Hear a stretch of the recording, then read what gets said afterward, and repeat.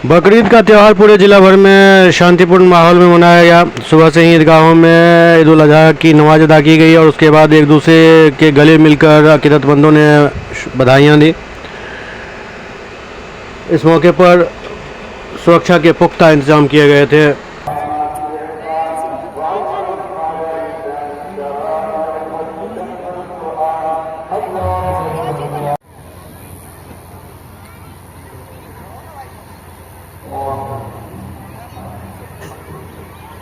दूसरा काम है हुजूर अकरम सल्लल्लाहु अलैहि वसल्लम। आज जब हम करेंगे हुजूर अकरम सल्लल्लाहु अलैहि वसल्लम की, तभी हम कामयाबी की मंजिल को पा सकते हैं। अगर हमने ऐसा नहीं किया तो कामयाबी की मंजिल को नहीं पा सकते। तीसरा काम हिम्मत क़ल्ब है, अल्लाह के रसूल की हिम्मत है। आज हम सब कीजिए, हालांकि इस्लाम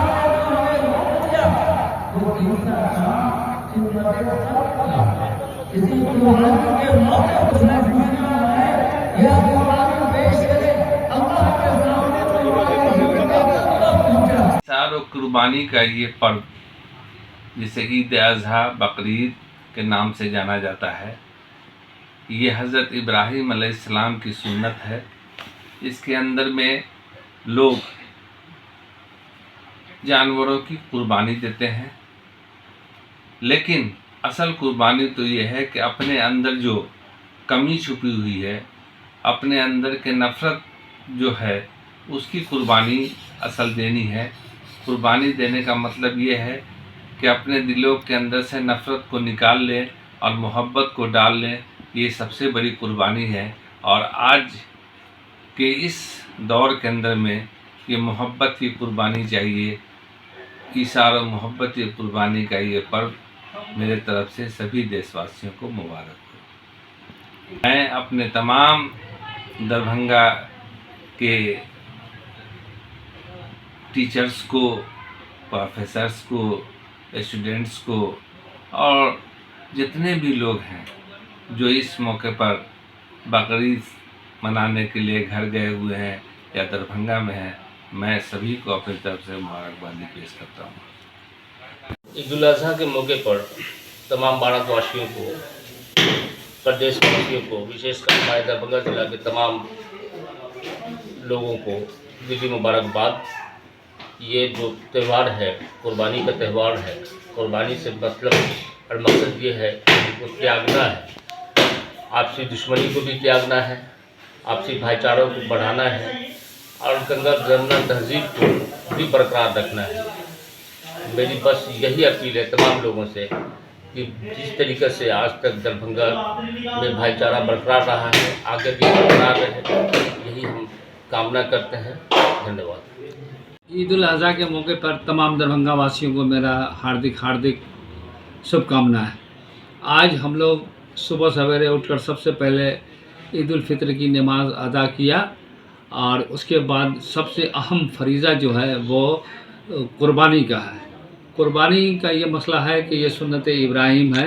इब्राहीम अलैहिस्सलाम ने अपने फर्जंद को आज ही के दिन कुर्बानी गाह में ले जाके उनका कि नहीं कुर्बानी उन्होंने दिया, लेकिन अल्लाह का फजलो करम से आसमान से एक दुम्बे की शक्ल में एक जानवर आया जो इब्राहीम अलैहिस्सलाम के फर्जंद इस्माइल अलैहिस्सलाम पर नहीं चला और वो जानवर पे चला।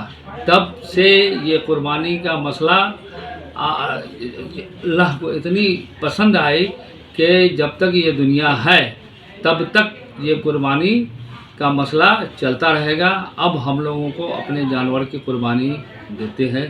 तो सबसे पहली बात अहम मसला ये है कि कुर्बानी हम तो कर लेते हैं, लेकिन कुर्बानी का जो खून होता है, उसका बाल होता है, उसका नाखून होता है, हम लोग इधर उधर फेंक देते हैं, जिससे दरभंगा में रहने वाले अपने पास पड़ोस के रहने वाले को इसकी गलाजत से उनको तकलीफ़ होता है। तो शरीयत में कहीं भी गुंजाइश नहीं है कि अपने पड़ोसी को हम नुकसान पहुंचाए, तकलीफ। अहमियत हासिल है और इस त्यौहार का मात्र एक संदेश है कि ईश्वर ने मनुष्य को जो कुछ भी दिया है वो सभी ईश्वर के प्रति समर्पण करना है।